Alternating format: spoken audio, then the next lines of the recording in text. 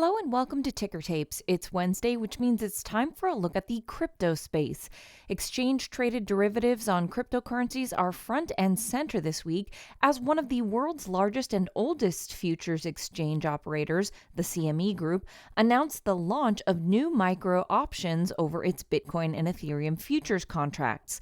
The new options are 1/10 the size of the standard futures and options contracts on the two cryptocurrencies and are aimed squarely at retail traders who may want to hedge exposure held elsewhere, speculate, or take advantage of the volatility in the underlying price of the coins. The CME has recruited Mike Novogratz's Digital Galaxy as a liquidity provider or market maker in the new options. In keeping with existing crypto contracts trading at the CME, the new micro options will be cash settled rather than deliverable. Fund manager Grayscale is losing patience with the SEC, it seems, and is said to be preparing for a court battle over the conversion of its Grayscale Bitcoin Investment Trust into an ETF.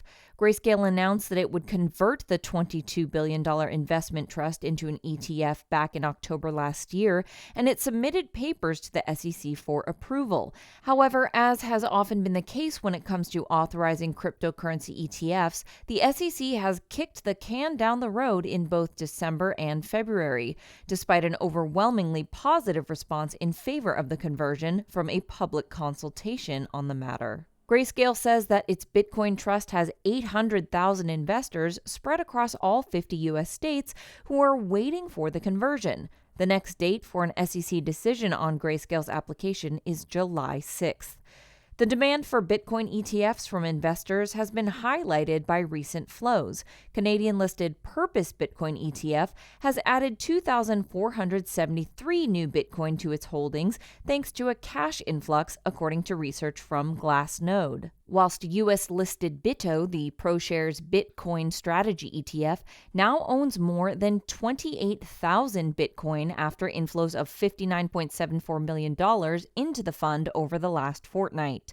The SEC is unlikely to have endeared itself to DeFi, or decentralized finance, traders this week, as the regulator seeks to redefine what it means to be a securities dealer.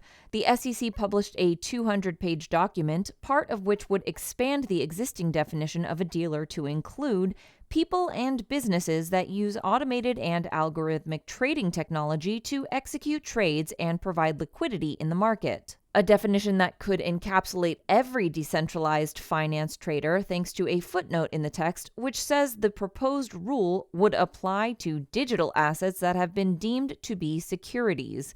What constitutes a digital security is, of course, being contested right now in an ongoing court case between the parent company of Ripple and the SEC. The SEC's approach is in stark contrast to that of the U.S. Treasury, which recently exempted the majority of crypto markets participants from transaction reporting requirements. The world of cryptocurrencies is generally anti-big government, and this proposal is only likely to reinforce those views.